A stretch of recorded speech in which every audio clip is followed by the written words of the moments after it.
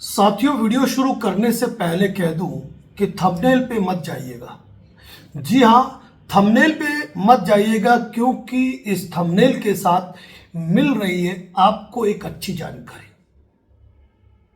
पूरे देश भर में कल 10 मई 2025 को लोक अदालत आयोजित है और इस लोक अदालत के लिए कई साथियों को, कई लोन डिफॉल्टर साथियों को लोक अदालत के समन आए।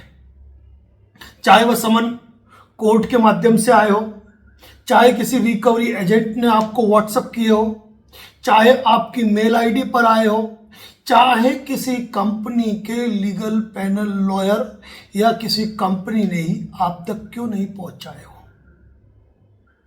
कल लोक अदालत है और आप अपने लोन का सेटलमेंट कर सकते हैं। वीडियो को पूरा सुनिएगा, ध्यान से सुनिएगा, क्योंकि हमारे एक फॉलोअर साथी ने हमें ये लिखा था कि सर आप बहुत धीमे बोलते हैं, इस कारण मैं आपकी वीडियो नहीं देखता हूं, और उन्होंने कमेंट्स किया। एक्चुअली रफ्तार की गति यदि आपके मस्तिष्क को हमारी बातें नहीं पहुंचा पाए तो उसका कोई अर्थ नहीं रहता है। तो शुरू करते हैं आज की बात। यदि आपको लोक अदालत का नोटिस आया है और वह जो लोक अदालत आयोजित हो रही है, यदि वह आपके शहर में हो रही है, आपको आपके शहर की कोर्ट का समन आया है, चाहे वह 40, 50 या 100 किलोमीटर दूर क्यों ना हो, और यदि आपके मन में ये भावना है कि मैं मेरे गले में पड़े इस फंदे को निकाल देना चाहता हूं और मेरे पास कुछ पेमेंट की व्यवस्था है, तो यदि आपके पास कोई राशि की व्यवस्था है और आपको लोक अदालत का नोटिस आया है, तो आपको लोक अदालत में जाना चाहिए। और जब आप वहां पे जाएंगे तो दिमाग में ये सवाल रहता है कि वहां पर हमें कौन मिलेगा और हमें किससे बात करनी है।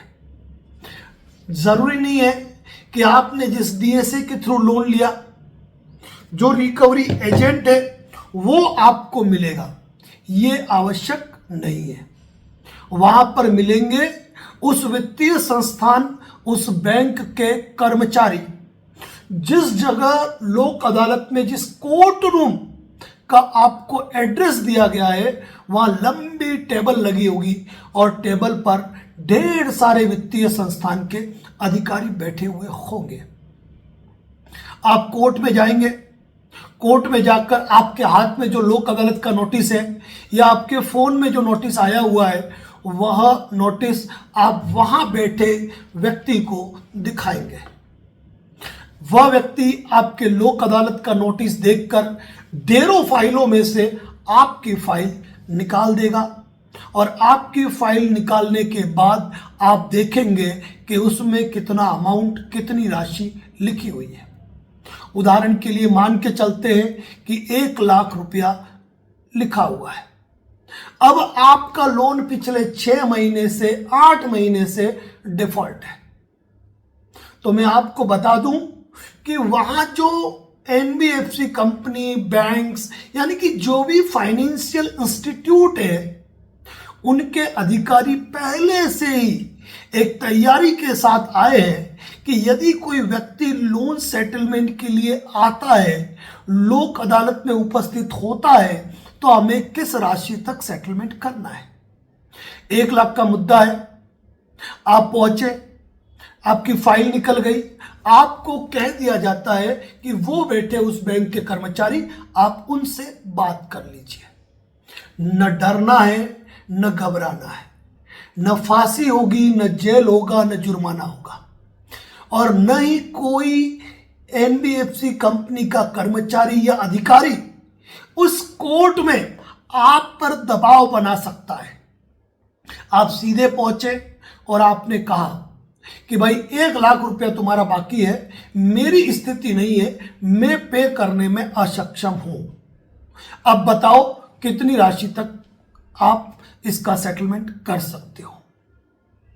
मौका आप उन्हें दीजिए, ऑफर वो खुद करेंगे और यकीन मान के चलना वो कम से कम आपको 50-60% का ऑफर करेंगे।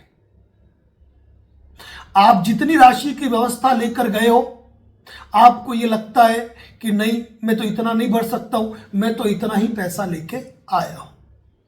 ये जद्दोजहद आधा घंटा चल सकती है, आधा घंटा चल सकती है। आप कुछ मत कीजिए, आप उनको बोल दीजिए कि यदि होता है तो आप अपने अधिकारियों से आगे जहां बात करनी है आप बात कर लीजिए, मैं आधे घंटे में वापस आता हूं। आप चले जाइए अपना अमाउंट बोलकर। कोई जरूरी नहीं है आपका वहां पर तुरंत बैठे रहना या कोर्ट की नजर में खड़े रहना। आपने उनको अपना ऑफर बोल दिया कि मैं 20% दे सकता हूं, 25% दे सकता हूं, 10% दे सकता हूं। यहां जेन्युइनली मैं भी आपसे कहना चाहूंगा, वित्तीय संस्थाओं ने आपको लोन दिया है। अब आपकी जो प्रिंसिपल आउटस्टैंडिंग बाकी है ना, वह मात्र 5% या 10% कह के शर्मिंदा मत होइए। कम से कम 20, 25, 30, 35% आपके हिसाब से जो आपको उचित लगता है कि इतनी राशि में मैटर बैठ जाएगा। मैं आपको बता दूं कि लोक अदालत में आपको किसी सेटलमेंट लेटर की आवश्यकता नहीं है, किसी मेल की आवश्यकता नहीं है। लोक अदालत में यदि आपका राजीनामा होता है तो पंचाट जारी होता है और बाकायदा आपकी राशि की अभिस्वीकृति होती है और आपका मामला वहां फैसल होता है। उसके बाद कंपनी कभी भी आपके ऊपर, मैं ये नहीं कहता हूं कि केवल अनसिक्योर्ड लोन में कंपनी ये काम करती है, कई बैंकें, कई कंपनियां सिक्योर्ड लोन के मैटर में भी आती है। बस बात यह है कि सिक्योर्ड लोन में सेटलमेंट का अमाउंट उतना नहीं होता है जितना कि अनसिक्योर्ड लोन में होता है। अब कोई सेटलमेंट लेटर की जरूरत नहीं है, अगर बात बैठ गई तो ठीक है, नहीं तो बात खत्म। अगर बात बैठ गई, बात जम गई कि भाई 1 लाख बाकी था, चलो आप 22,000 जमा कराओ, और 22,000 रुपए यदि आप वहां जमा कराते हो, कोई ऑनलाइन करने की जरूरत नहीं होती है, वहां सीधा आपको अपनी कैश व्यवस्था हो वो लेके जानी है। वहां फर्द अहकाम यानी कि वहां की ऑर्डर शीट पर यह चीज लिखी जाती है कि आपने सेटलमेंट राशि का भुगतान किया और मामले का निस्तारण हुआ। ऐसी अवस्था में यदि उस लोन से संबंधित आपका कोई सेक्शन 25 का केस चल रहा है, 316, 318 का केस चल रहा है, या फिर 138 का केस चल रहा है, या कोई आर्बिट्रेशन का केस चल रहा है, अगर बैंक ने आपके साथ सेटलमेंट कर दिया तो ये बैंक की रिस्पॉन्सिबिलिटी है कि वह उस केस को विड्रॉल कराए। 2 दिन बाद आप खुद लोक अदालत से, यानी कि जो आपका समझौता हुआ, जो वहां की ऑर्डर शीट हुई, उसकी सर्टिफाइड कॉपी ले सकते हो। और एक बात ध्यान रखिएगा, लोक अदालत में हुए निर्णय या राजीनामे या पंचाट की कभी कोई अपील नहीं होती है, और ना यहाँ किसी की हार है, न यहाँ पर किसी की जीत है। लेकिन लोक अदालत में जाने का सेंस आपके लिए तब तक ही है जब तक कि आपके पास अंटी में पैसा है। आप ये सोचे कि मेरे पास पैसा नहीं है, मैं जाता हूं, कोई बात करूंगा, 3-4 किस्तें डिसाइड कर दूंगा, किस्तों में भुगतान करूंगा, तो ऐसा बिल्कुल भी नहीं होना है। हाँ, ये बात जरूर है कि आपका सेटलमेंट 40,000 रुपए में होता है, आप 10,000 रुपए देते हो, तो बाकी के 10,000 रुपए की 3 EMI बांध दी जाएगी, लेकिन आपको वहां पर कुछ पेमेंट करना ही पड़ेगा, ये मान के चलिए।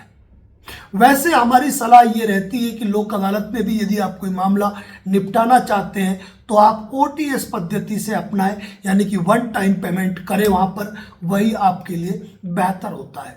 अब मान के चलिए कि आप अपनी तैयारी के साथ गए, कोर्ट में गए, आप ये सोचते हैं कि जज साहब कोई भूमिका निभाएंगे, वो बैंक वालों से कहेंगे कि भाई इनका मेडिकल इश्यू चल रहा है, फाइनेंशियल कंडीशन ज़्यादा खराब चल रही है, इनके मदर फादर हॉस्पिटल में, जो भी रीज़न हो, क्या ये रीज़न है, आप इतने अमाउंट में सेटलमेंट कर लो, तो ऐसा कभी नहीं होता है। ये बात भी ध्यान रखो कि जज साहब वहां पर अपनी कोई भूमिका नहीं निभाते। लेकिन आपको ये भी ध्यान रखना है कि वहां पर कोई आपको अनर्गल दबा नहीं सकता है, डरा नहीं धम सकता है, धमका नहीं सकता है। वो कोर्ट है साहब, कोर्ट है। अब ये है कि हमें जाना चाहिए कि नहीं जाना चाहिए। यदि आपको लोक अदालत का नोटिस आया है तो ही जाना चाहिए। आप ये न समझे कि मुझे लोक अदालत का नोटिस नहीं आया, मैं तो चला जाता हूं और मेरे लोन की बात करके मेरे लोन का सेटलमेंट करा लूंगा। तो ये कभी नहीं होना है, क्योंकि आपका रिकॉर्ड वहां पे आया ही नहीं है, आपकी फाइल वहां पे आई नहीं है और आपकी फाइल वहां की प्री लिटिगेशन यानी कि विधिक सेवा प्राधिकरण के समक्ष प्रस्तुत हुई नहीं है। अतः आपको नोटिस नहीं आया है तो आपका जाने कोई मतलब नहीं है आपके जाने का। अब ये होता है कि सर मुझे लोक अदालत का नोटिस आया पर पैसा नहीं है, क्या करूं, मैं जाकर बातचीत करूं? तो कोई सेंस नहीं है, केवल आप अपना, बैंक वालों का और कोर्ट का टाइम जाया करेंगे, उससे बढ़कर आप कुछ भी नहीं करने वाले हो। कई लोग ये सोचते हैं कि सर मुझे नोटिस तो नहीं आया लेकिन संभावना है कि लोक अदालत के अंदर उन्होंने फाइल रखी होगी। तो ऐसा बिल्कुल ना सोचे आप। यदि आपने जो लोन लिया है उस रजिस्टर्ड एड्रेस पर नहीं भी रहते हो तो कंपनी आपको जरिए mail, WhatsApp message, text message, recovery agent किसी न किसी तरीके से आपको सूचना पहुंचाते हैं कि भाई तुम्हारे लोक अदालत का नोटिस आया है। यह भी ध्यान रखें कि वहां कौन मिलेगा। वहां बैंक के अधिकारी मिलेंगे, जज साहब मिलेंगे, सपोर्टिंग एडवोकेट्स मिलेंगे जो आपकी बातचीत करने में अपनी महत्वपूर्ण भूमिका निभा सकते हैं। आप बातचीत करने गए और मान लीजिए सेटलमेंट नहीं जमा, कोई दिक्कत नहीं है, आप वापस आ सकते हैं। सेटलमेंट नहीं होने की कंडीशन में आपके ऊपर कोई भी ऑर्डर नहीं होने वाला है। इसीलिए अपने दिमाग में अगर इस तरह की कोई बात हो कि मैं जाऊंगा, मेरे पास पैसा कम पड़ गया या सेटलमेंट नहीं हुआ तो फिर दिक्कत हो जाएगी, कोर्ट मेरे खिलाफ वारंट जारी कर देगा, कोई ऑर्डर कर देगा, तो ऐसा बिल्कुल नहीं होता है। लोक अदालत में यदि आप गए और कोई सेटलमेंट नहीं हुआ तो भी आपकी फाइल का निस्तारण कर दिया जाएगा।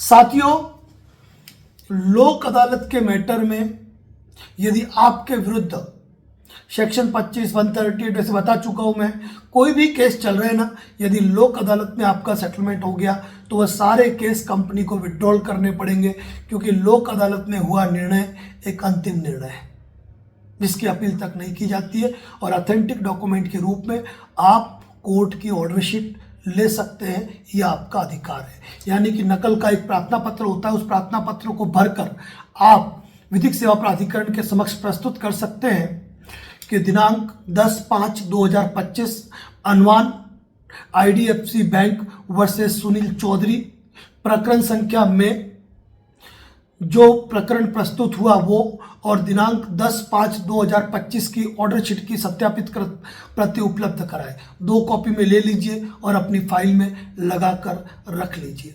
साथियों, कल लोक अदालत है। यह आपकी काबिलियत है कि आप अपने लोन का सेटलमेंट 10% में कराते हो, 20% में कराते हो, 25% में कराते हो। न वहां पर कोई फर्जी नोटिस वाले मिलने वाले हैं, न कोई फर्जी रिकवरी एजेंट मिलने वाले हैं, न कोई फेक आर्बिट्रेशन प्रोसेस करने वाले मिलने वाले हैं, और न कोई रिकवरी एजेंट आपको धमकाने वाले हैं।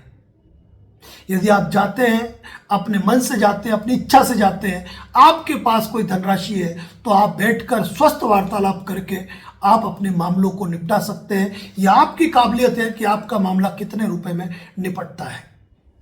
मैं ये नहीं कहता कि 10% में भी हो जाएगा सेटलमेंट, लेकिन ऐसा भी होता है कि 10% में भी सेटलमेंट हुए हैं। एक लोन लंबे समय से पे किया ही नहीं गया है, लोन NPA हो चुका है, लोन राइट ऑफ हो चुका है, राइट ऑफ होने के बाद भी लोक अदालत पे डालते हैं। तो ऐसी कंडीशन में 10, 15%, 20%, 22% में भी मामले का निपटारा होता है। तो यह आपकी काबिलियत पर डिपेंड करता है कि आप पर कितना पैसा है, कितनी राशि में आप सेटलमेंट करना चाहते हैं, आपके पास कितनी व्यवस्था है, तो वो सारी बातें वहां पर हो जाती है। साथियों, इसी प्रकार लोन से संबंधित कोई विषम परिस्थिति, आर्थिक हालातों के चलते कोई व्यक्ति लोन डिफॉल्ट का शिकार हो जाता है, मल्टीपल लोन में फंस जाता है, लोन के दलदल में इस तरह धंस जाता है कि बाहर नहीं निकल पाता है। तो हमारे चैनल पे 300 से अधिक वीडियो पोस्ट है, जहां यदि आप विजिट करते हो तो मेरा कॉन्फिडेंस है, मेरा आत्मविश्वास है कि जो व्यक्ति अपनी हिम्मत हार चुका है, जो जीवन जीने की उम्मीद छोड़ चुका है, उसे जीवन जीने की एक नई उम्मीद मिलेगी। जो व्यक्ति हमारा यूट्यूब चैनल मेंबरशिप ज्वाइन कर लेता है ना, मैं तो कहता हूं उसको कभी वकील हायर करने की भी जरूरत नहीं है, वो खुद का वकील खुद बन सकता है और मात्र 9 महीने के अंदर सभी लोन के तनावों से मुक्ति प्राप्त कर सकता है। तो एक बार यही कहूंगा, 1 मंथ के लिए सही advocate Narendra Joshi YouTube channel का ज्वाइन बटन क्लिक करके मेंबरशिप में जरूर जुड़े। और यदि आप आईफोन यूज कर रहे हैं तो फिर आपको किसी एंड्रॉयड फोन में ज्वाइन बटन क्लिक करना पड़ेगा या फिर अपने लैपटॉप या पीसी पर। साथियों, इसी प्रकार के अपडेट के लिए बने रहे advocate Narendra Joshi YouTube channel पर। और एक बात और कहूंगा, कल हमारा एक शानदार वीडियो लाइव हुआ था। कल यदि आप रिकवरी एजेंट से परेशान हैं तो हमारे फेसबुक पेज पे जाइए, वहां पर कल का एक लाइव है, उसको पूरा देख लीजिए, आपका हौसला और हिम्मत पूरी बढ़ जाएगी, ये उम्मीद करता हूं। इसी के साथ अपनी बात को यही समाप्त करता हूं। जय हिंद, जय भारत, जय मेवाड़।